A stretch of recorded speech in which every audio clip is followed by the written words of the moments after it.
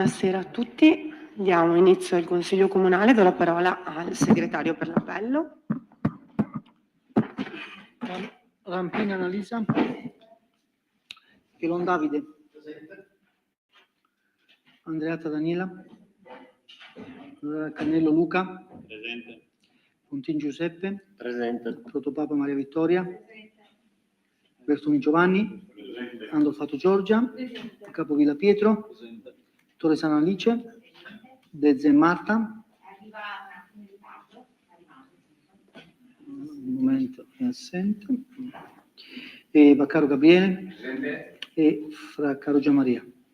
Al momento quindi solo un assente. Sì. 12 presenti. Sì. Bene, passiamo allora al primo punto all'ordine del giorno, vale a dire la variante al numero 3 al piano degli interventi, esame delle controdeduzioni alle osservazioni e approvazione.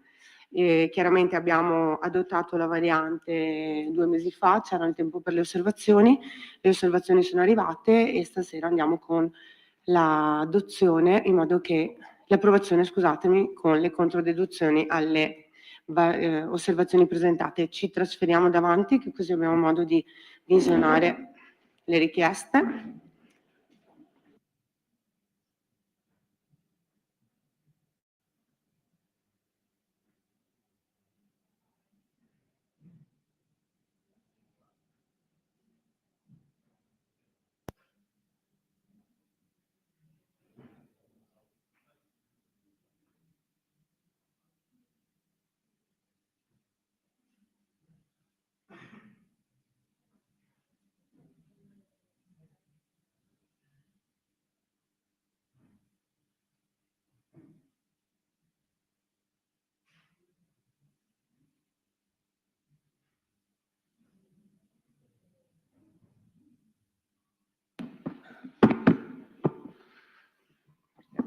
Buonasera a tutti i presenti.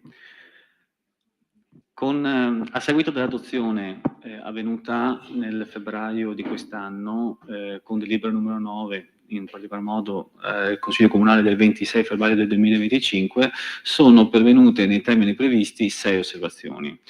E nel frattempo è stato acquisito anche il parere di compatibilità idraulica e sismica da parte del Genio Civile, il quale si è espresso a marzo, l'11 marzo del 2025, con apposito parere di compatibilità sismica e idraulica della variante in oggetto. A seguito della pubblicazione delle osservazioni sono pervenute 6 osservazioni che ora andremo ad illustrare, a controdedurre e successivamente metteremo ai voti.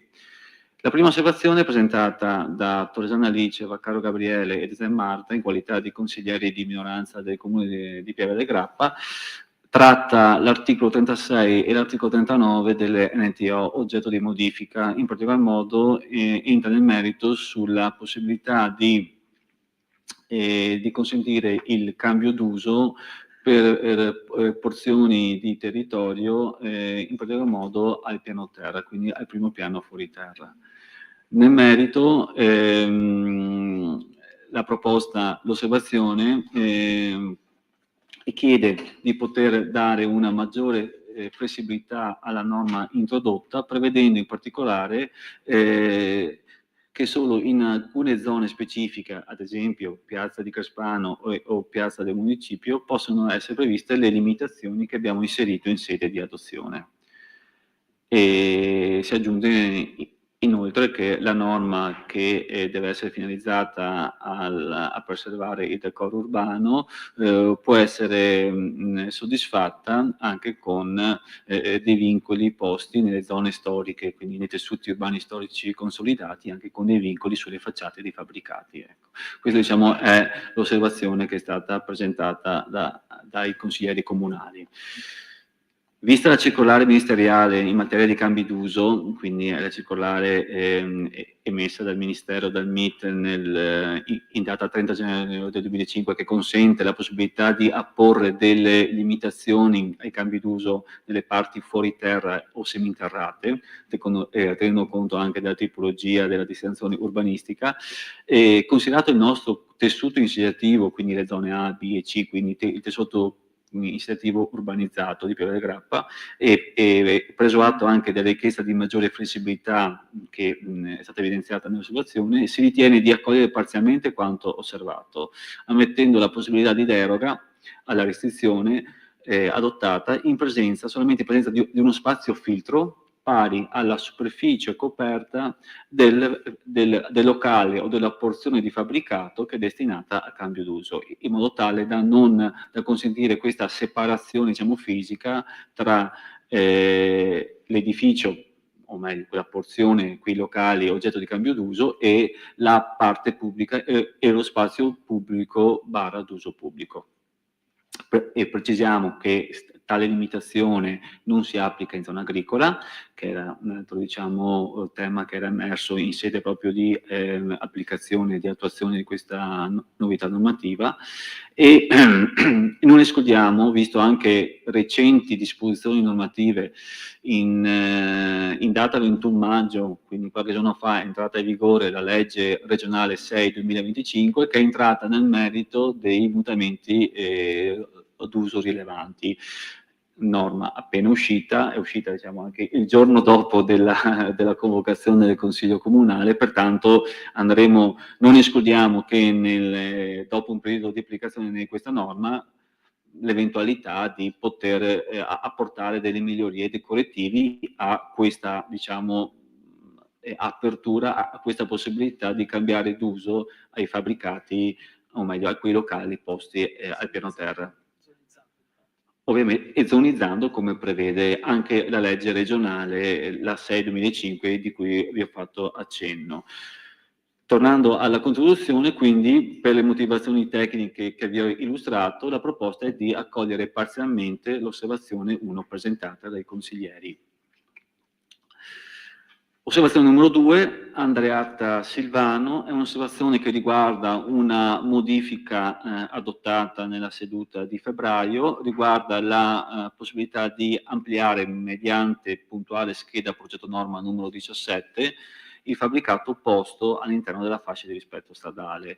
L'osservante chiede che il sedime di ampliamento venga rappresentato in cartografia. E l'osservazione non è meritevole di accoglimento perché la legge regionale, l'articolo 41,4 ter, prevede che il PI venga dotato di una scheda norma e non di una modifica cartografica. Pertanto prevale la scheda norma. La scheda norma, come vedete, l'estratto che si vede nello schermo, riporta l'area in maniera molto diciamo chiara, l'area oggetto di ampliamento, e non è necessario che quest'area in scala 2000 venga rappresentata, anche perché c'è un problema anche di visibilità di scala. Pertanto si conferma la modifica apportata, quindi il progetto norma 17 contiene il sedime di ampliamento richiesto e introdotto con la variante a febbraio. Non riteniamo diciamo idoneo e quindi è fattibile modificare la cartografia, perché è sufficiente quanto riportato nel progetto norma numero 17. Quindi tecnicamente la proposta che faremo è di non accogliere l'osservazione di natura grafica che è stata presentata. Osservazione numero 3, presentata da Fornal Michele, riguarda il ripristino di una sagoma limite all'interno della zona di centro storico A9.1 di Crespano, che è stata stralciata in quanto interessata dalla faglia attiva e capace che è stata individuata dalla microzonazione sismica di secondo e terzo livello. Lo stralcio delle edificabilità ricadenti all'interno della faglia era un adeguamento dovuto proprio da prescrizioni anche della Regione Veneto, in quanto ci sono queste limitazioni alla nuova edificazione, diciamo ex legge da decreto ministeriale. Nel caso specifico, l'osservante evidenzia che è in corso un permesso di costruire che si rifà alla sagoma limite di 610 metri cubi.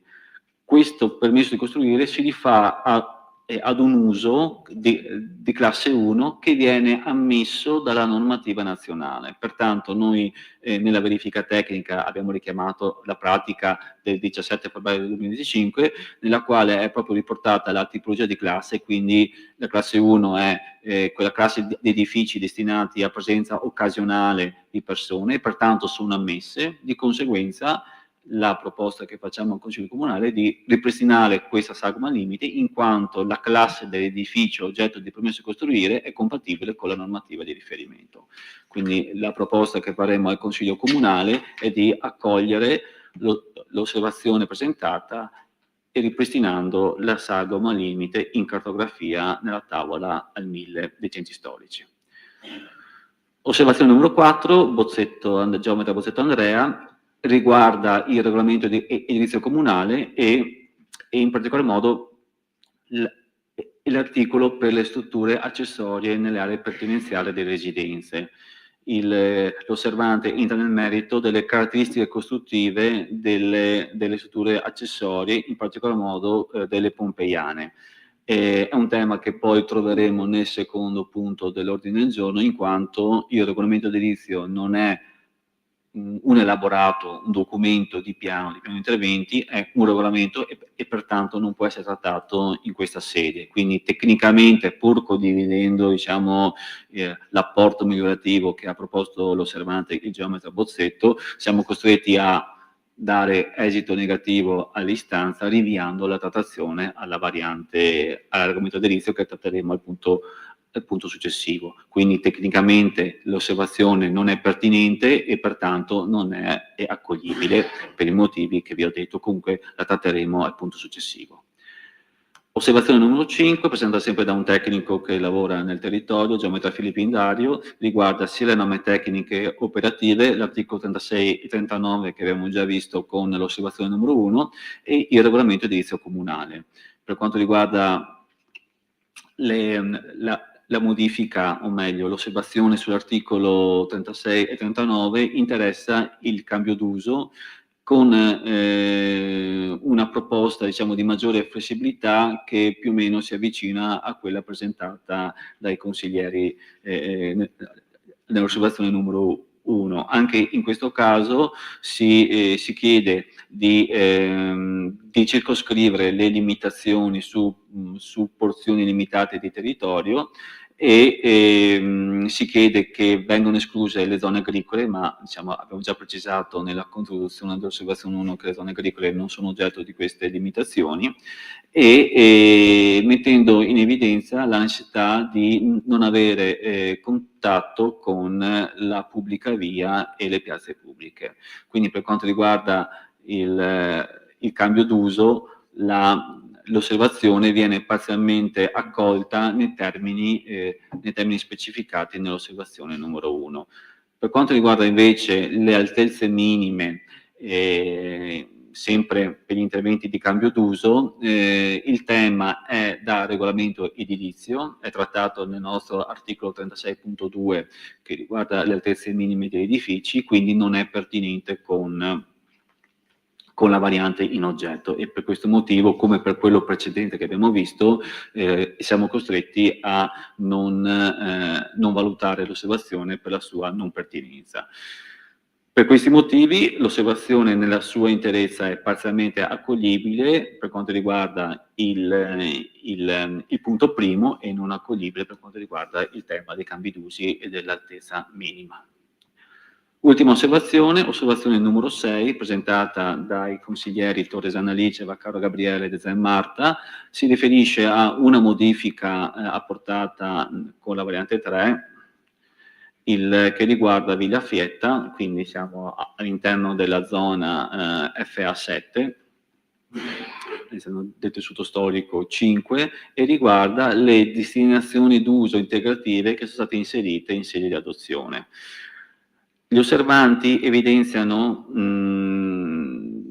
le differenze, diciamo, delle carature urbanistiche tra le zone FA, che sono le zone destinate all'istruzione, all'educazione e alla cultura, e le zone FB, che in generale sono le zone che sono destinate alle attrezzature, agli impianti di interesse collettivo. Carature urbanistiche in termini di parcheggi, di altezza, di anche indice edificatorio. Per questi motivi, a seguito dell'estensione, diciamo, delle destinazioni d'uso, diciamo, integrative a quelle già messe di norma, gli osservanti propongono che la zona venga riclassificata con una variante specifica da FA ad FB, che vengano successivamente adeguate le dotazioni di aree per parcheggi in funzione della nuova zona FB proposta, e di subordinare ogni ampliamento di sezione d'uso a rispetto degli standard urbanistici previsti in materia di parcheggi, accessibilità e servizi.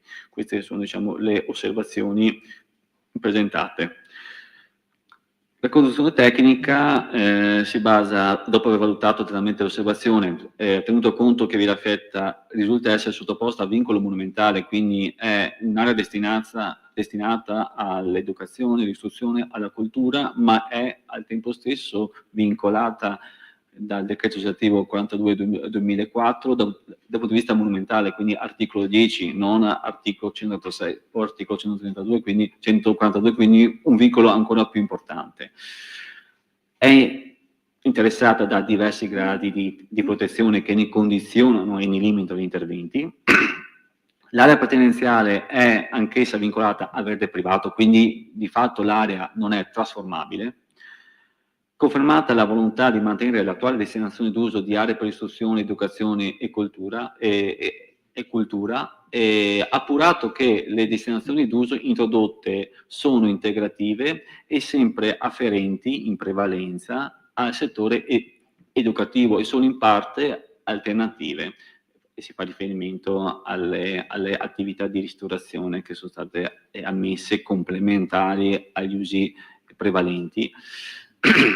E verificato che le diverse attività interessano anche nell'arco della giornata, nell'arco della settimana, anche utilizzi non contestuali, quindi sono funzioni che possono integrarsi anche perché interessano anche fasce d'orario diverse, e riteniamo e proponiamo di conseguenza al Consiglio Comunale di non stralciare, come richiesto, la zona FA, quindi la modifica adottata con le destinazioni integrative, e di confermare pertanto la zona stessa, perché di fatto ad oggi la scuola è attiva, è in funzione. Quindi per il momento teniamo conto dei rilievi che sono stati fatti, però per il momento confermiamo la zona FA perché, diciamo, la destinazione è in essere, quindi è attuale.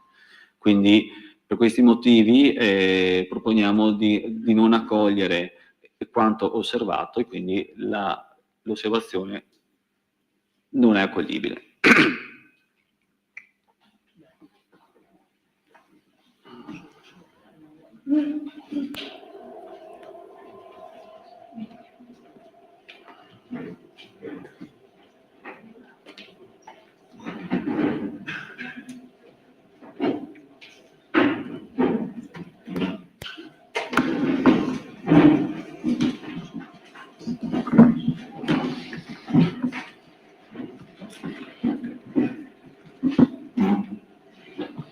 Bene, sapete che dobbiamo votare le osservazioni una alla volta. Andrea, stacca perché sennò continua a girare. No, si è fermato. Ok, perfetto. Quindi passiamo alla votazione della... Prego. Devo avere un attimo chiedere una cosa. Nella prima osservazione si parla di prospicienza.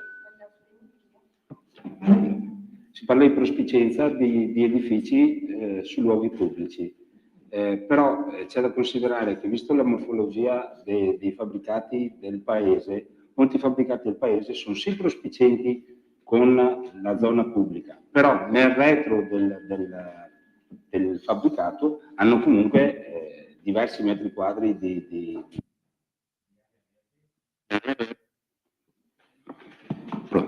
di area verde e quindi no, mi stanno. Scusate. Hanno comunque la possibilità di avere un'entrata su un'area privata e quindi non direttamente sul luogo pubblico.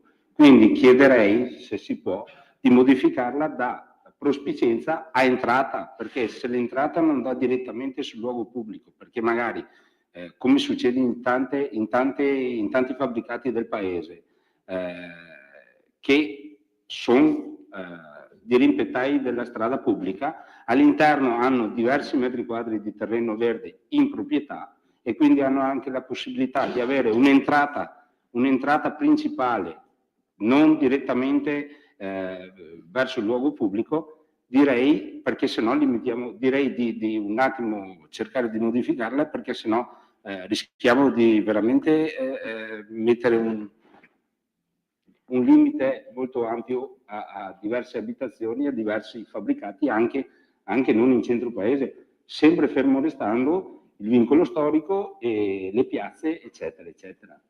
Allora, vi abbiamo detto che intanto non cambia nulla, nel senso che rispetto alle osservazioni che fai tu, il fatto che ci sia una pertinenza pari almeno al 50% della superficie che viene trasformata è la garanzia del fatto che uno non sia in prossimità della strada o della piazza. Il tema però è molto più complesso, tanto è vero che la stessa Regione, come ti è stato detto neanche una settimana fa, ha approvato questa nuova norma, che tra l'altro va a cancellare tutto quello che erano le nostre indicazioni.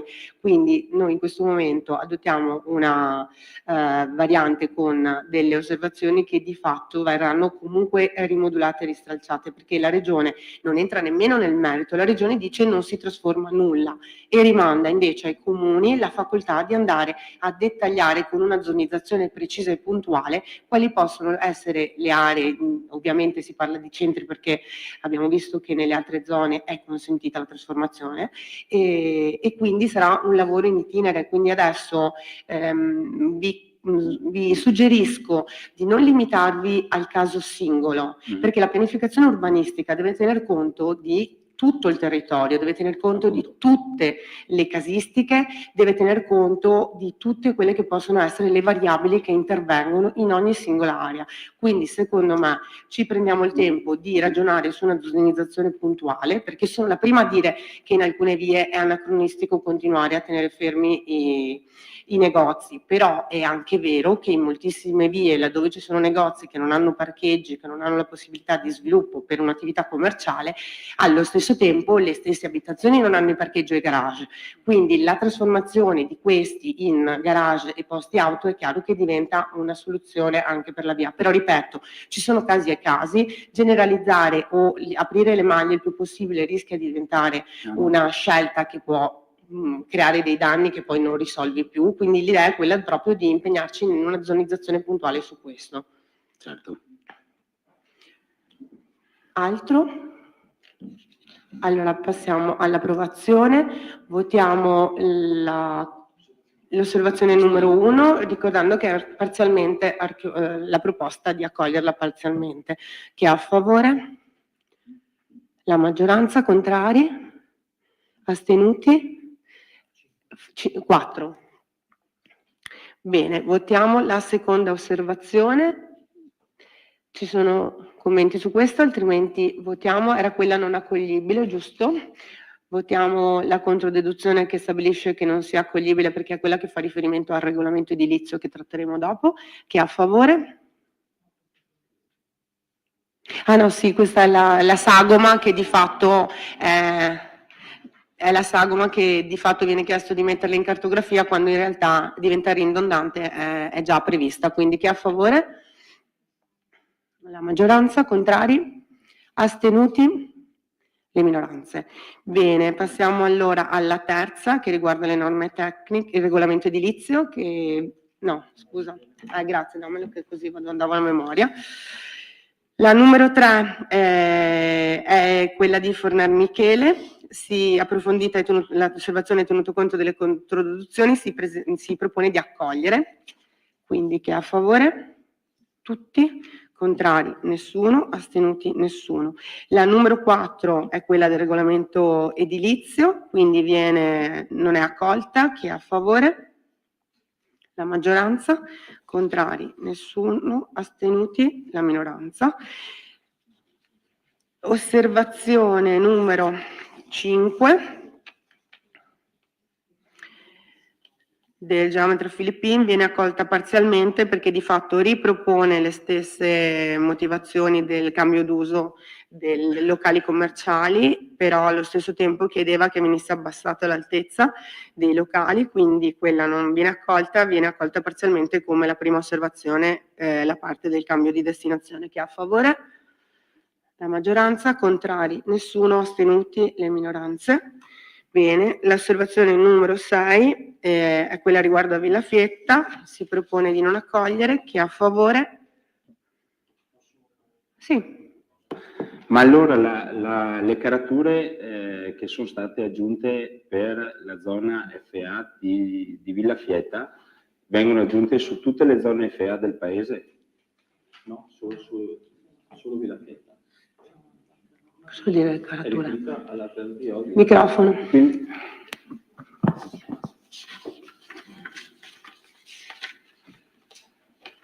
No, questo è il regolamento. Sono riferite alla FA07, FA07, quindi, che è Villafietta. ma perché sulla controdeduzione era scritto solo FA. Sì, confermando l'FA adottata, che è l'FA0, la scheda che è l'FA07. E per gli altri devono fare cambio d'uso. Per gli altri non sono istanze. No, è solamente Villafietta, la zona FA07 di Villafietta che ha queste destinazioni d'uso integrative. No, perfetto. Grazie mille. Bene, votiamo allora per la non accoglibilità. Chi è a favore? Sì, è l'ultimo. La maggioranza. Contrari? Maggioranza Giamaica. Contrari? Allora, astenuti nessuno? Contrari? Torresano? Sì, allora tutti gli altri, Fraccaro è a favore, gli altri contrari.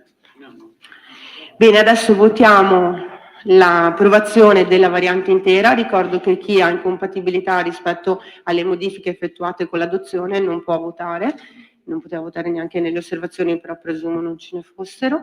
Allora votiamo l'approvazione della variante in modo che diventi approvata definitivamente. Chi è a favore? La maggioranza. Contrari? Astenuti? 4.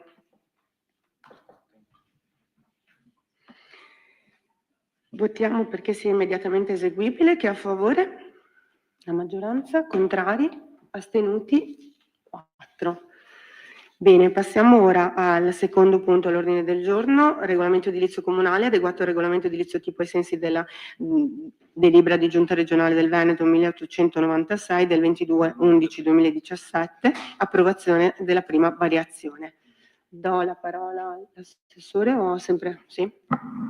Ci tengo a precisare che il regolamento edilizio era stato approvato nel 2022, i professionisti hanno avuto modo di masticarlo in questo tempo e di in qualche modo tirar fuori, far emergere delle criticità. Ecco, l'unica criticità che in qualche modo è emersa in maniera forte è quella relativa appunto agli elementi di arredo. Adesso la lascio illustrare ai nostri architetti.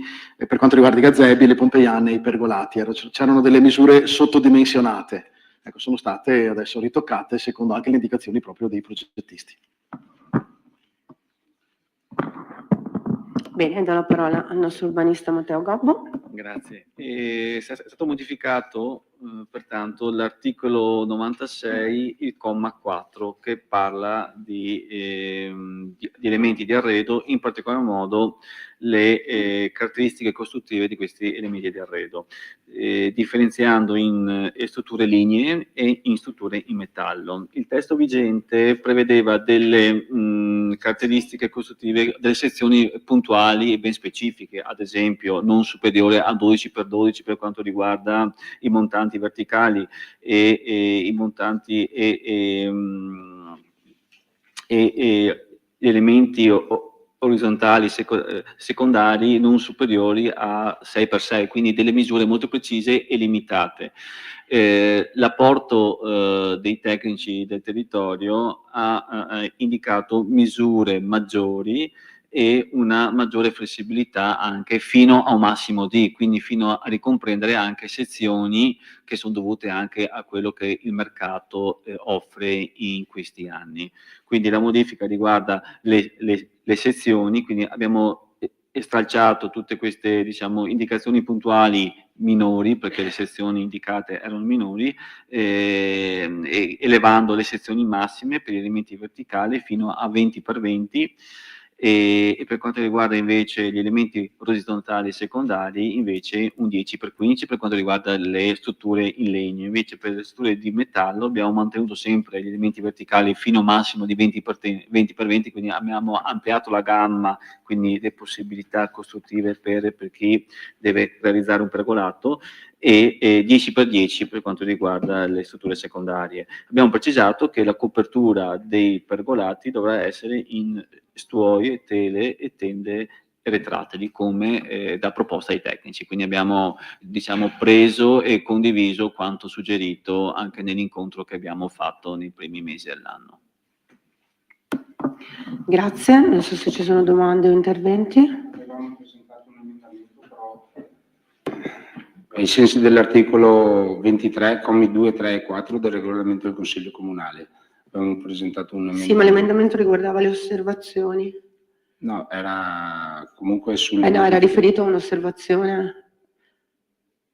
Era riferito al fatto che l'osservazione non era stata accolta, pertanto chiedevate di modificare il regolamento.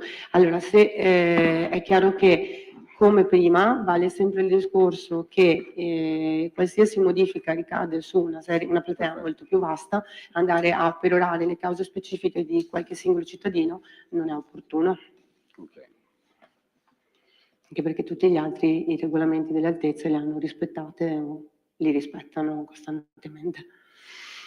Bene, passiamo allora all'approvazione. Chi è a favore? Contrari? Contrari? Astenuti? Nessuno. Allora 3 contrari e gli altri favorevoli. Passiamo a votare l'immediata eseguibilità. Chi è a favore? Sempre tutta la maggioranza e Fraccaro Giamaica. E contrari? 3. Astenuti? Nessuno. Ringrazio Matteo Gobbo e l'architetto Petrecca e passiamo allora al punto numero 3, la quarta variazione al bilancio di previsione 2025-2027. Do la parola all'assessore Pontini. Scusi, siccome che il punto 3 alla pagina 2 dice che il punto 7 è già stato approvato, non è che si può stralciarlo dopo il punto 7? Scusi, non ho capito. Per l'approvazione del bilancio, sulla seconda pagina della proposta che avete mandato, mette che il punto 7, cioè la convenzione con i filippini, è già stata approvata. No, siccome la convenzione con i filippini è il punto 7, chiediamo se si può...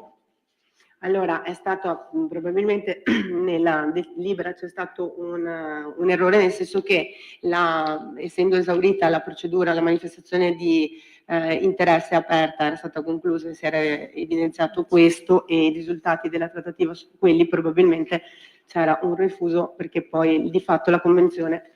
A che pagina della delibera chiede il segretario? La pagina numero 2, verso la fine.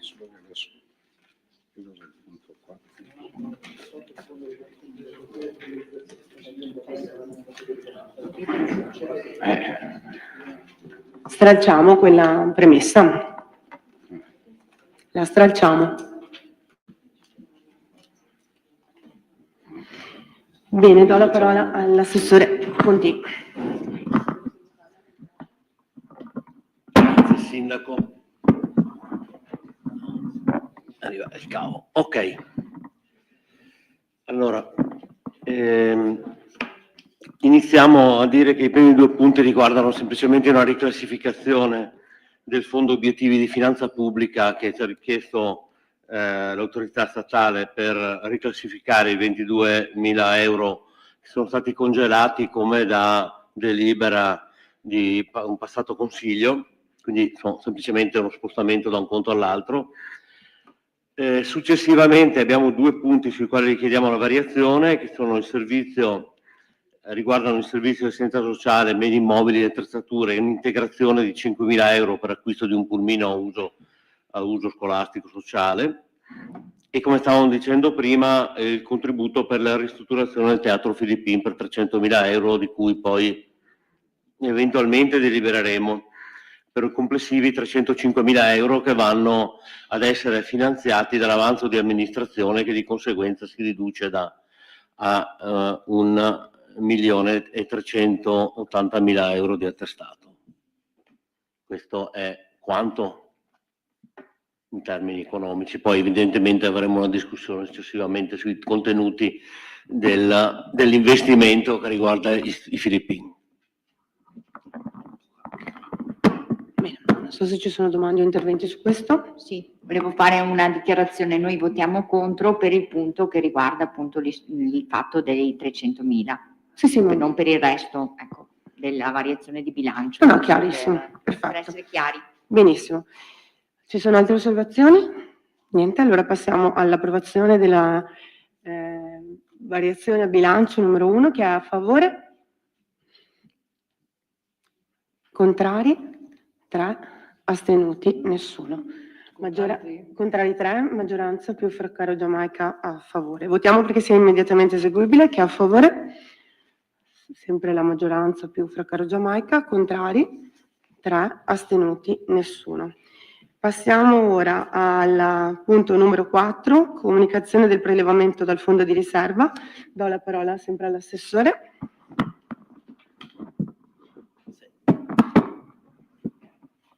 Ok, allora abbiamo previsto per il 2025 lo stanziamento di 5.000 euro per le attività di comunicazione istituzionale e sono già stanziati ed effettivi circa 3.700 euro, per questo perché diciamo l'attività è iniziata dopo l'inizio dell'anno e di conseguenza l'importo ridotto. Abbiamo però modificato le previsioni per il 2026 e il 2027 allo scopo di continuare con questa attività che sta cominciando in questi giorni sostanzialmente, per 6.264 euro relativi diciamo all'onorario dell'attività e ai relativi costi fiscali.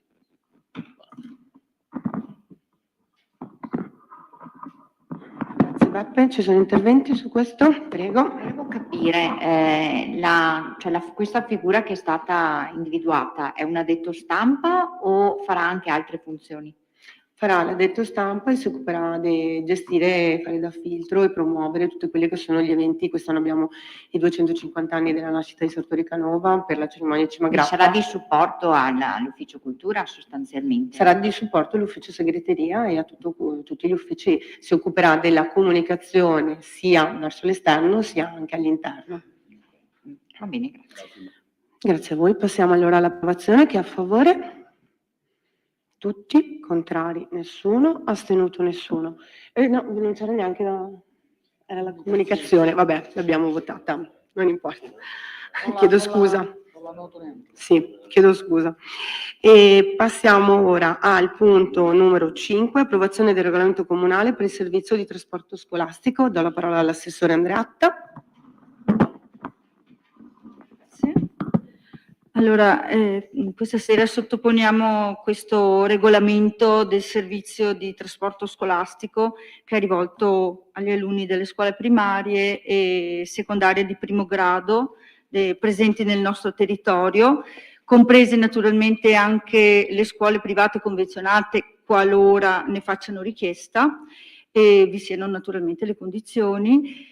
E volevo solamente fare una premessa che il servizio di trasporto scolastico non è un servizio semplicemente così accessorio, ma fa parte, diciamo, è un pilastro del diritto allo studio, in quanto consente anche a molti, diciamo, a molti bambini e ragazzi, soprattutto a quelli che vivono nelle zone, diciamo, più decentrate nel nostro comune, di raggiungere i plessi scolastici. È qualcosa che noi diamo spesso per scontato.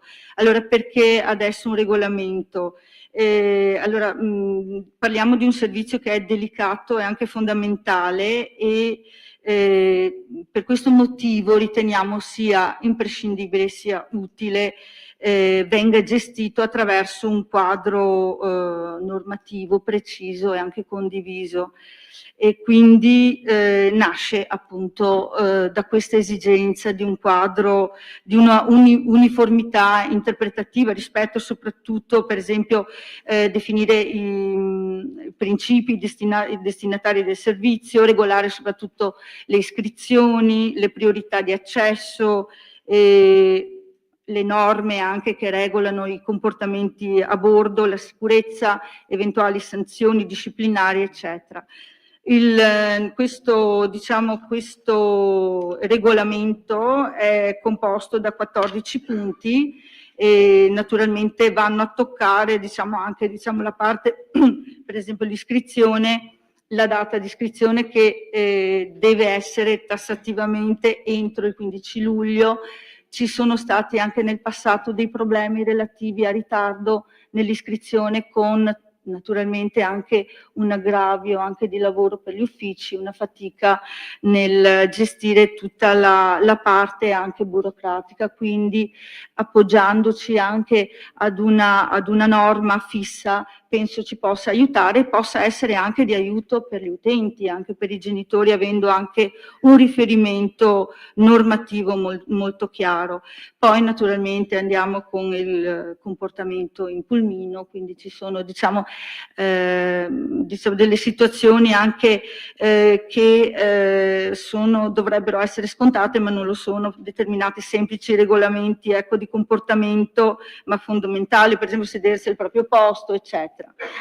E per quanto riguarda, naturalmente anche viene regolamentato per quanto riguarda la sicurezza e la responsabilità, quindi sapete che gli attori sono sia il comune, le famiglie, e quindi è chiaro, deve essere definito anche una responsabilità rispetto anche all'uso, all'utilizzo. Per esempio il comune è responsabile dal momento della salita fino all'arrivo a scuola e viceversa al ritorno. Quindi aspetti che sembrano scontati, però è chiaro che devono essere ben definiti.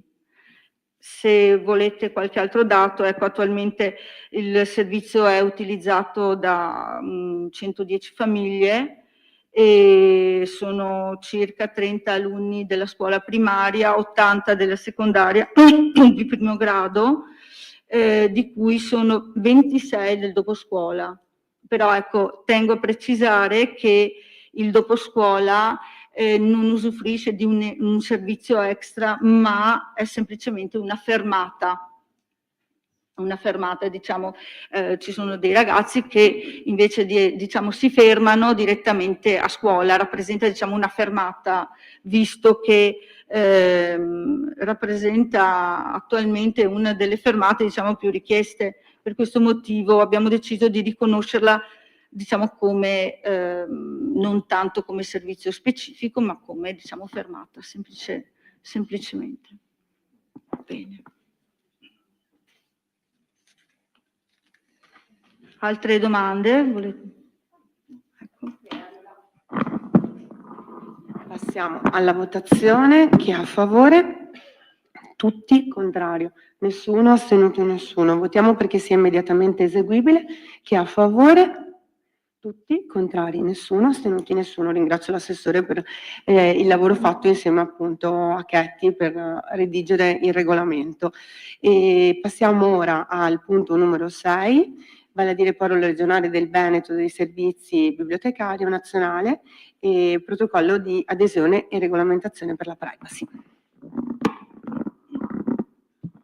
dico altro, diciamo, forse tutti quanti ormai sanno che la nostra biblioteca non lavora da sola, ma fa parte di un sistema bibliotecario che è molto più ampio. C'è il polo bibliotecario di Castelfranco Veneto che insieme a altri comuni vicini come Borso e Castelcuco, Bossano eccetera formano una rete, e questo naturalmente ci permette di condividere dei servizi e anche risorse fondamentali. Naturalmente questo ci permette anche di offrire molto di più di quanto potremmo fare da soli. Ma ecco, adesso nella fattispecie stiamo parlando invece di un'altra rete, che è quella a livello regionale, che è il cosiddetto polo regionale CBN Via, che è un progetto, diciamo, della Regione Veneto, che mette in rete tutte le biblioteche di tutto il territorio regionale.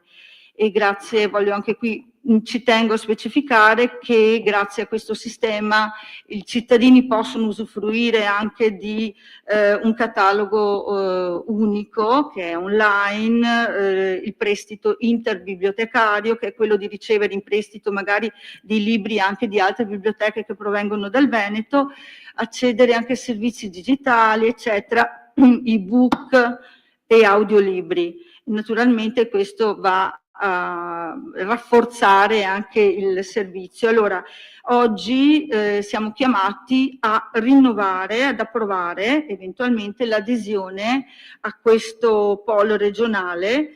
La Regione ci chiede ora di rinnovare formalmente questo accordo, aggiornandolo secondo nuove regole che in sostanza sono quelle legate alla privacy. Quindi in pratica ci viene chiesto adesso di approvare il protocollo di adesione, dove ci sono, diciamo, vengono definiti dei ruoli rispetto ai comuni, eccetera, e il documento della protezione dei dati personali. Quindi preciso che non ci sono costi aggiuntivi per il comune e nessun, diciamo, cambiamento nell'offerta in sé per i cittadini.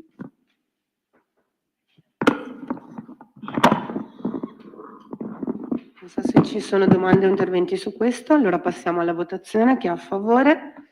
Tutti, contrari, nessuno, astenuti nessuno. Votiamo perché sia immediatamente eseguibile, perché la scadenza tra l'altro è domani, quindi chi è a favore? Tutti, contrari, nessuno, astenuti nessuno. Passiamo ora all'ultimo punto, l'approvazione schema di convenzione per l'utilizzo dell'auditorium degli istituti filippini. Allora, questa è la convenzione che va a stabilire i rapporti che intercorreranno per i prossimi anni tra il Comune e l'Istituto Filippini.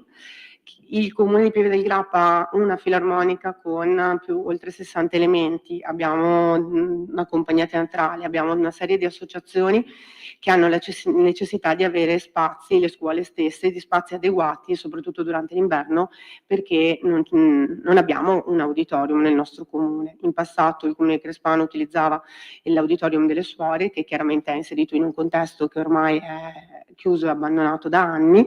Abbiamo la fortuna, perché ritengo sia una fortuna, di avere ancora gli istituti filippini aperti, che funzionano e che anzi negli anni stanno cercando sempre più di attivarsi e integrare le attività in modo da poter mantenere non solo la struttura ma anche tutti i posti di lavoro e tutti i servizi che ci sono all'interno appunto della struttura dei Fratelli delle Scuole Cristiane.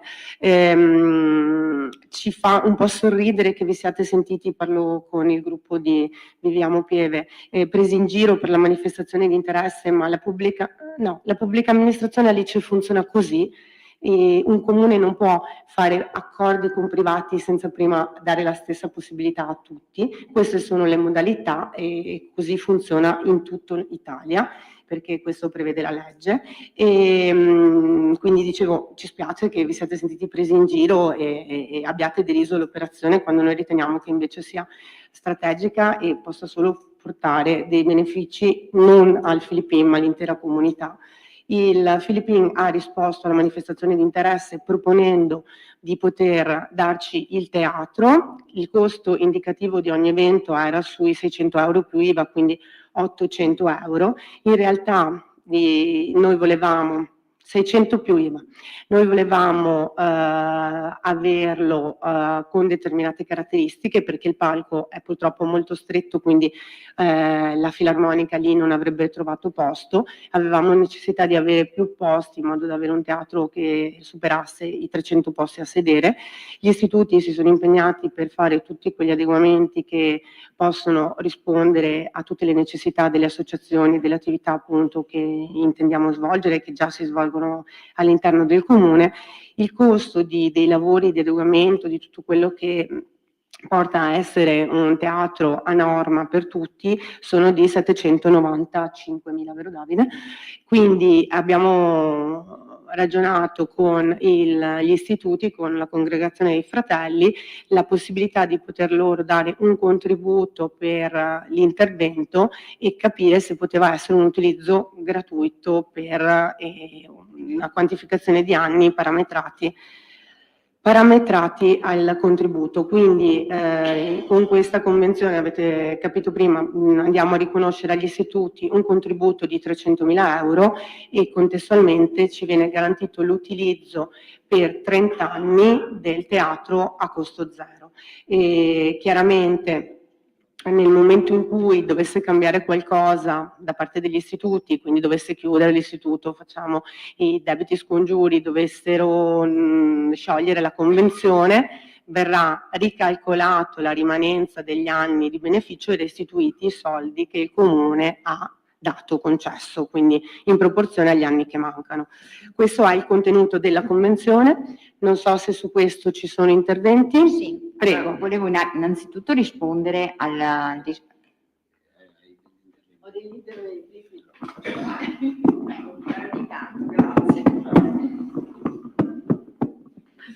Sì, faccio io un intervento che leggo in merito alla convenzione. Andiamo dritti sul pezzo, no? Sì, infatti, ma dico, non è che l'abbiamo tanto né letta, eccetera. Comunque, allora, considero questo investimento importante per il nostro paese e comunque per due motivi. E so che non tutti la pensano in questa maniera, ma volevo puntualizzare quanto i cittadini che rappresento. E lasciare edifici abbandonati di valore al loro degrado è davvero un peccato per diversi motivi. Prima di tutto uno spreco di risorse sia materiali che culturali. Gli edifici abbandonati spesso hanno una storia da raccontare, sono parte del patrimonio architettonico e culturale di una comunità. Il loro degrado può portare a perdite irreparabili sia del valore storico che artistico. Gli edifici abbandonati possono diventare pericolosi. Senza manutenzione possono essere vittima di incendi, crolli o diventare rifugi per attività criminali, mettendo a rischio la sicurezza pubblica e la qualità della vita nei dintorni. Preservare e riqualificare gli edifici non solo conserva la nostra identità culturale, ma può anche rivitalizzare intere aree, portando nuova vita economica e sociale. È un investimento nel futuro che può arricchire le comunità in molti modi. E non tutti i cittadini sono d'accordo perché vedono che ci sono anche altre cose da sistemare. Ci sono tanti piccoli interventi negli edifici del nostro comune che anche con poche risorse limitate possono evitare il degrado e rivalorizzarli. Ci sono interventi utili e sostenibili, anche poco costosi. Perché la gente, i cittadini non guardano solo, ok, il Filippin del suturare, il teatro, però insomma anche nel quotidiano, nello sfruttare gli edifici, anche questo possiamo dire, necessitano delle manutenzioni anche ordinarie che volevo sensibilizzare, cogliere questo momento per sensibilizzare appunto l'amministrazione. Parlo di pulizia delle facciate, di grondaie, di spazi esterni, infissi rotti o pericolanti, bagni che non funzionano, illuminazione degli edifici, le telecamere, qualcuno si lamenta anche delle sfalciature, illuminazione delle palestre. Quindi confidiamo che con le risorse stanziate anche precedentemente riusciamo anche a portare avanti queste manutenzioni insomma, degli edifici che stiamo sfruttando senza fare dettagli. Mentre quindi auspico insomma che ci sia anche un po' una svolta in modo che tutti i cittadini vedano anche diciamo l'ordinario da portare avanti. Mentre per quanto riguarda la convenzione stessa, che ho cercato di leggere il più attentamente possibile, mi chiedevo il Comune come pensava di gestire questa parte anche sostanziosa, perché si parla di 24 eventi all'anno. Poi si parla di enti ed associazioni valutati meritevoli, che cosa significa? E anche se si riusciva a portare una tariffa convenzionata per altre organizzazioni locali e non, perché questo meritevoli non mi sembra tanto carino, ecco, sarebbe meglio indicare insomma una cosa un po' più ampia, però anche definire una tariffa convenzionata, magari qualcosa che possa essere aggiornata in base all'Istat o comunque capire un po' meglio. Anche capire il periodo di chiusura, cioè come, perché l'altra parte la gestirà l'Istituto Filippin, quindi periodo di chiusura, so che loro delle volte hanno dei periodi di chiusura che magari coincidono, non coincidono invece con un'esigenza che c'è nel territorio, e quindi anche questo secondo me è da capire, anche in modo da riuscire a spalmare gli eventi tutto l'anno e non concentrarli solo in determinati periodi. E poi evidenzio anche un'altra criticità che sono i parcheggi di quell'area, auspicandoci che arrivino anche tanti ospiti nel territorio in occasione di questi eventi. È vero che il Filippin ha tanto parcheggio, però ci sono dei momenti che quel parcheggio in Piazza Martiri è iper affollato. Ovviamente per la presenza di un albergo, ma ci sono tantissime case senza parcheggio. Volevo segnalare che anche la banca sta chiudendo la sua filiale di Borso e pertanto ci troveremo dei nuovi impiegati anche lì, sempre tutto il giorno con le auto ferme, un flusso più abbondante al bancomat e quindi sì. Se si riuscisse con i Filippini anche a fare una convenzione per quanto riguarda anche il parcheggio, so che c'era anche un parcheggio previsto, si vede dalle mappe, davanti al Filippin più o meno, andando verso Castelcucco sulla sinistra, non so se potrebbe essere di aiuto anche quello. Ecco, un po' questa è la perplessità, quindi le associazioni, cosa si intende? Un'eventuale convenzione, periodo di chiusura e come il Comune gestirà, con che organizzazione, come gestirà questi eventi, se si farà. Allora, in modo sì, di dare risalto all'investimento ed ottimizzare l'investimento. Certo, è chiaro che per eventi meritevoli, associazioni meritevoli si intendono quegli eventi che chiaramente hanno necessità di avere un certo numero di una platea di una certa dimensione. È ovvio che la presentazione di un libro magari che non ha un grande richiamo perché l'autore non è un premio strega, è normale che in questo senso si parla, è sufficiente farlo nelle sale che già abbiamo. Qui si parla di eventi come appunto i concerti della Filarmonica, il concerto di Natale piuttosto che il concerto di Capodanno, le stesse assemblee, gli stessi saggi delle scuole che oggi sono costretti a suddividere per orari in modo da avere la possibilità di ospitare i genitori, che ogni genitore possa vedere i propri figli. Ci sono una serie di appunto altri eventi che non vengono gestiti direttamente. Questi sono proprio esempi concreti di eventi che saranno inseriti nel calendario ma che non hanno nulla a che fare con una gestione diretta del Comune. Quindi poi è ovvio che stileremo una bozza di regolamento per delle priorità. Il Filippin chiaramente mette a disposizione tutti i suoi parcheggi, quindi Piazzale Martiri e l'hotel possono stare tranquilli, non dovranno parcheggiare a Castelcucco, perché appunto mette a disposizione gli interi parcheggi. Per quanto riguarda periodi di chiusura, questo non è un tema, nel senso che non rientra con la gestione della scuola, quindi questa è una gestione a parte come ce le hanno tutte le strutture. Non so se ci sono altri interventi. Beh, volevo rispondere prima che è stato citato il gruppo di Viviamo Pieve, e quindi spiego anche perché abbiamo messo questo post, perché di questa cosa ne abbiamo parlato in più consigli comunali. Il primo in particolare era il 30 settembre, quando abbiamo discusso le linee programmatiche, e in quell'occasione ricordo bene sia quel consiglio, sia quando abbiamo approvato il DUP, e successivamente anche a gennaio o febbraio c'è stato un altro consiglio su cui si è parlato appunto di questo. Abbiamo chiesto più volte se il Comune avesse intenzione di mettere contributo per la ristrutturazione del teatro o per altre cose al Filippin, e ci è stato detto di no, che il Comune non avrebbe messo testuali parole, ci sono gli audio che lo testimoniano. No, abbiamo sempre detto che ne avremmo parlato e discusso assieme, nessuno ha mai detto.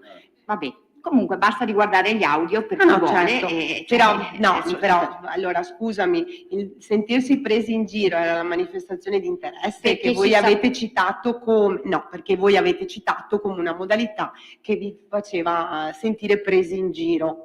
Perché era già scontato, era già nelle linee programmatiche, quindi solo quello era l'unica. Ho capito, ma scusami, perdonami, ma se le modalità per fare degli accordi con un privato sono queste, che cos'è che ti fa sentire presa in giro? La pubblica amministrazione funziona così? Certo che la pubblica amministrazione funziona così, ma era scontato che solo il Filippin avrebbe aderito. Ma cosa c'entra? Ma anche per quando facciamo le manifestazioni pubbliche per i campi da calcio, per qualsiasi altro spazio che deve essere concesso alle associazioni? Comunque, detto questo, ci tengo anche a precisare, onde evitare strumentalizzazioni su questa cosa, che non voglio che passi il messaggio che noi siamo contro l'Istituto Filippin, perché noi non abbiamo assolutamente niente come gruppo contro l'istituto, perché poteva essere l'Istituto Filippin come un qualsiasi altra attività, ok? No, che passi questo messaggio. Ma non sono io che lo faccio passare? No, ma non voglio che passi questo messaggio, quindi lo dico pubblicamente, in generale. Ma voglio dire, avete la coda di paglia per specificarlo? No, lo specifico perché ho i miei motivi per specificarlo. Ok. Ho i miei motivi per specificarlo, perché sono stata contattata direttamente dal direttore, per cui io ho specificato che noi non contestiamo il fatto che la convenzione è fatta col Filippin. Noi quello che contestiamo è la scelta politica. Se fossimo stati noi in amministrazione non avremmo fatto una scelta che vincola il Comune per 30 anni e quindi per le prossime. La convenzione è di 30 anni. Non lo vincola il Filippin per 30 anni, che è diverso. Sì, ma e se il Comune recede prima? Gli vengono restituiti i soldi? No, nella convenzione solo se l'Istituto Filippin recede prima. Se Ma il Comune no, recede prima. Ma figura il Comune, ma ti pare che il Comune rescinde e rinuncia ai suoi diritti? L'amministrazione comunale ha facoltà di recedere in qualsiasi momento dalla presente convenzione per sopravvenuti motivi di interesse pubblico, che poi vorrei capire quali sono, ovvero nel caso di mutamento della situazione di fatto o di nuova valutazione di interesse pubblico originario, comunicandolo tempestivamente al concedente, con posta elettronica certificata o raccomandata andata e ritorno, ai sensi della legge 241/1990. Il concedente potrà recedere nella presente convenzione con preavviso di almeno 3 mesi dalla comunicazione con posta elettronica certificata o raccomandata andata e ritorno, ai sensi della legge 241/190 e successive modifiche, solo per gravi motivi imprevedibili e sopravvenuti che rendano impossibile il proseguimento dell'intesa. In tal caso dovranno essere garantite le date già prenotate dal concessionario. Nel caso di recesso da parte del concedente, lo stesso dovrà provvedere alla restituzione al concessionario della quota di cofinanziamento relativa al periodo rimanente della convenzione, attualizzato ai valori correnti al momento del recesso. E qui ci sono 2 domande. Uno, perché non c'è scritto nella convenzione che se il comune riceve gli danno indietro i soldi, che qua non c'è scritto. Ma perché E il due- comune, scusami, ma perché il comune dovrebbe Ma ricevere? se per caso viene fatto l'ex cinema e quindi anche Ma quello... perché secondo te l'ex cinema ha un palco in grado di ospitare più di 60 suonatori o e un qualsiasi- 320 o ci posti? fosse un qualsiasi altro luogo che una nuova amministrazione volesse coraggio di spendere investire 4 milioni per avere per fare- un edificio pubblico, pubblico, e in quel caso lì È vincolato siamo per vincolati 30 per 30 anni. 30 anni sono varie amministrazioni che cambieranno. Allora, Daniela, vuoi parlare? E un'altra cosa, appunto per i 30 anni, visto che si parla di 600 euro più IVA per ogni rappresentazione, 400 e un attimo che trovo il 576.000 euro. no, 400 euro a evento viene a costare a noi, però 400 euro rapportati in 30 anni li passiamo via i 600 euro ad evento adesso. Ma no. 300.000 euro con 30 anni di interessi sono molti di più che 600 euro per evento quando serve. Sono 800 euro per... Va bene, 800 euro per evento quando serve, perché comunque se gli eventi non vengono fatti tutti, saranno in più l'anno dopo, verranno dati i soldi indietro.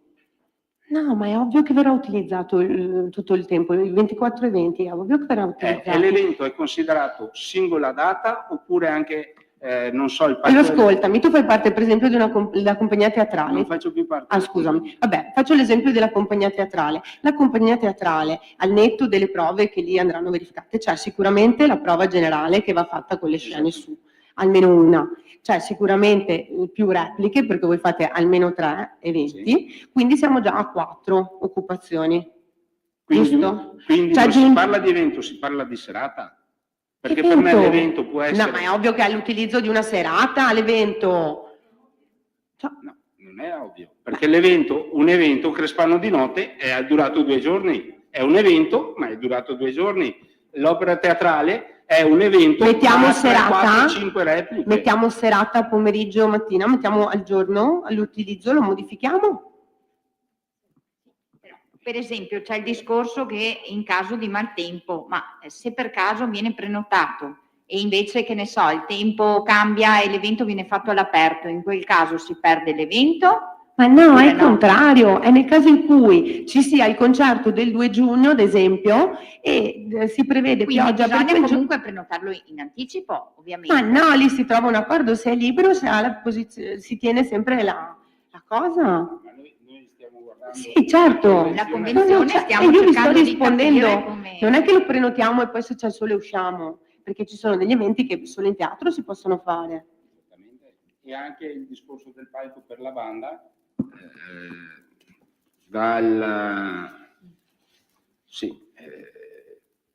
il posto viene modificato il palcoscenico per 60 elementi. Sì. Però nel progetto preliminare del 2022, dove cito testuali parole, per dimensionare tale sala prove è stato analizzato le dimensioni ottimali della disposizione della banda completa di seguito graficizzata. Si tratta di una dimensione di circa 10 x 14 metri, compreso degli spazi per le movimentazioni laterali.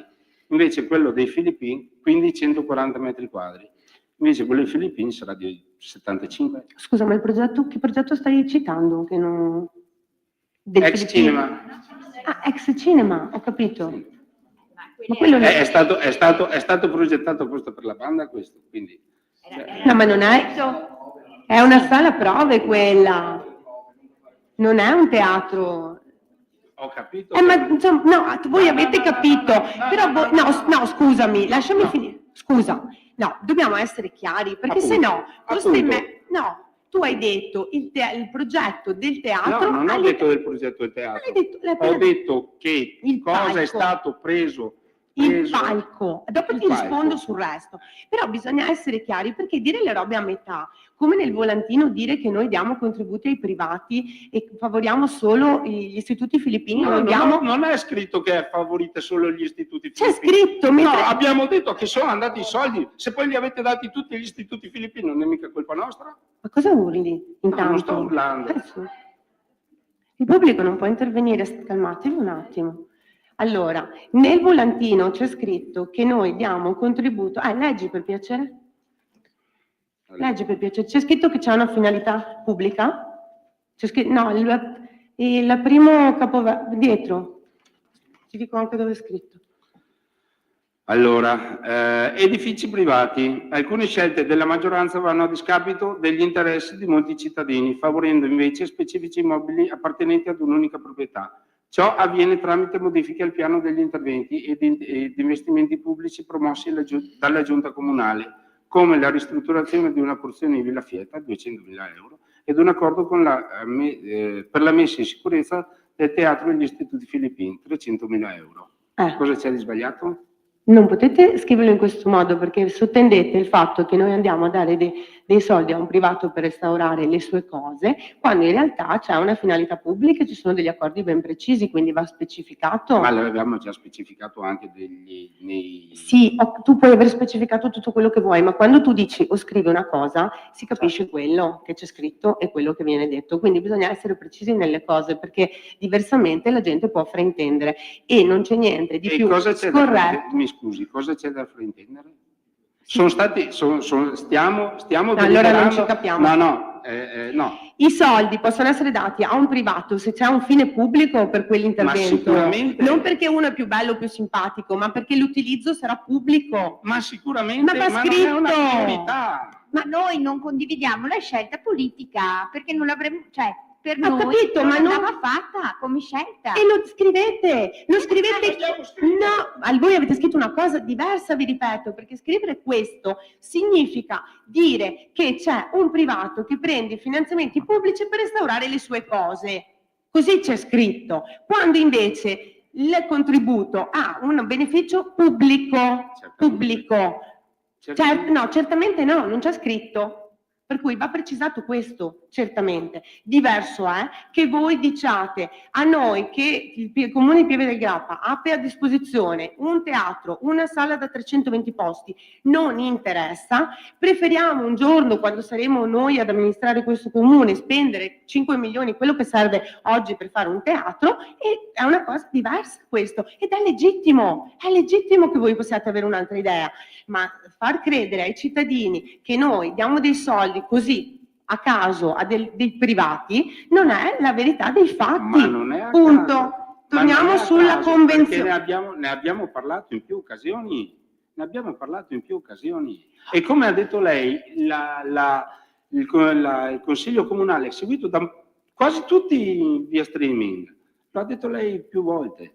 Quindi cosa c'entra? Lo stiamo appunto appurando che stiamo dando dei soldi a un privato per farsi gli affari suoi. No, non abbiamo mai detto che stiamo dando i soldi ad un Non privato. è perché l'abbiamo detto più volte in Consiglio Comunale come funziona, non è perché abbiamo approvato la convenzione, quello che tu scrivi in un foglietto e che mettete in giro per i bar viene capito. Cioè tu scrivi una cosa ben precisa e contestualizzata e non è corretto, ma è un suggerimento che vi do, tutto là, capito? Però non è corretto dare delle informazioni distorte, chiaro? Perché il beneficio è per tutti, non è solo per il privato. Detto questo, se non condivido... Non è per tutti. Un beneficio per tutti allo stato attuale è che le strade siano a posto, che la piazza funzioni e che ci sia il paese in ordine. Questo è un beneficio per tutti, non è un beneficio per tutti il teatro, ossia non è una priorità. E invece pensa a te, allora, bravo. È questa la priorità. Ma infatti tra le priorità pensa che stanno già facendo i sondaggi, e puoi notarlo, del progetto di tutte le botteghe, chiaro? Certo. Visto che noi non abbiamo le priorità e non abbiamo la visione. Sì, ma detto questo... I progetti per la piazza sono stati fatti, ce n'è già stato fatto uno. Ma cosa stai dicendo? Scartellato? Il progetto di Scardellato non è più andato in porto? Quale di Scardellato? Non c'è un progetto che prevedeva lo stralcio dell'ala est, dell'ala ovest assieme al... Sono tutti studi di fattibilità, non Esatto. sono progetti. Non sta dicendo che sta facendo lo studio di fattibilità? No, ho detto progetto, ho detto stanno facendo i sondaggi li fanno gli ingegneri per fare i calcoli, dovresti saperlo meglio di me. Non ho detto che sto facendo uno studio di fattibilità. E abbiamo detto una questo, data, abbiamo una data. Certo che abbiamo tutte le date, c'è un cronoprogramma. Quando saranno pronti? Ma cosa stai dicendo? Quando saranno pronti? Appunto. Per esempio. Sì. Detto questo, siccome non è la tribuna politica, avremo modo di discutere anche del progetto, possiamo votare il punto? Chiudo solo dando la nostra dichiarazione. Qui stiamo parlando di un investimento trentennale. Questa sera stiamo decidendo il futuro delle generazioni che verranno. Visto che con l'approvazione di questo punto stiamo dicendo che per i prossimi 30 anni il nostro comune non avrà alcun auditorium pubblico, noi siamo contrari a questa convenzione. Benissimo, passiamo allora alla votazione. Chi è a favore? La maggioranza? Giamaica Fraccaro. Contrari? 1, 2, 3. Astenuti nessuno. Votiamo perché sia immediatamente eseguibile. Chi è a favore? Ok. La maggioranza. Contrari? 3. Astenuti? 1. Ok. Bene. Allora, abbiamo concluso i punti all'ordine del giorno. Io, siccome vedo un po' di persone qui che riconosco aver sottoscritto la petizione, allora ci tengo a precisare alcune cose, nel senso io non so se la signora Todesco vi ha girato la risposta che di fatto le è stata già inviata l'altro giorno, però di fatto mi sento di dire questo. Intanto è chiaro che c'è stato tutto un movimento popolare e questo chiaramente non può che essere un motivo apprezzato, nel senso che è bello che i cittadini si interroghino e abbiano a cuore sia il territorio che tutto quello che può essere anche la gestione del paesaggio piuttosto che della salute, come appunto citate voi nella vostra raccolta firme. Però volevo riportare un po' la questione su quello che è la realtà dei fatti. Allora, per quanto concerne il comune. Allora, in primo luogo, sì, è vero, ci consta che quei terreni sono stati affittati da un privato perché ancora la compravendita non ci risulta essere conclusa e chiaramente sì, ha un'azienda agricola che produce anche prosecco. Non ci risultano però ancora nessuna pratica presentata in comune rispetto a quello. Ci tengo a precisare che in campagna le recinzioni non possono essere fatte. È chiaro che laddove esiste la possibilità di andare con la libera impresa a realizzare qualsiasi tipo di cultura, qualsiasi tipo di attività, ci sono delle regole, ci sono appunto dei diritti che chiaramente non dipendono dal sindaco, non dipendono neanche dal consiglio comunale. Questo comune si è dotato di un regolamento che è tra i più restrittivi in Veneto, mi sento di dire. Nessuno può avere coltivazioni di monoculture oltre i 7.000 metri, quindi se uno decidesse di fare impianti di viticoltura come da regolamento deve stare a 15 metri dalle case, a 15 metri dalle strade, può piantare solo 7.000 metri, poi deve stare a 30 metri per un'eventuale altra impianto da 7.000 e in quei 30.000 metri deve piantare deve fare delle fasce di rispetto con delle siepi con delle essenze autoctone e cambiare la coltura, quindi un frutteto piuttosto che qualcos'altro. Quindi è chiaro che nel momento in cui dovessero arrivare le pratiche, gli uffici, come per qualsiasi altra pratica, andranno a valutare il progetto proposto, i regolamenti devono essere rispettati, ci sono dei casi con delle situazioni laddove ci sono già a seguito di esposte, a seguito di segnalazioni, delle, come si dice, delle prescrizioni, ci sono delle ordinanze dove appunto le altre aziende dovranno mettere a posto, quindi è chiaro che noi siamo qui per vigilare, per fare in modo che tutto possa essere gestito nel modo migliore e vengano soprattutto rispettate e tutelate anche le persone, nonché il paesaggio.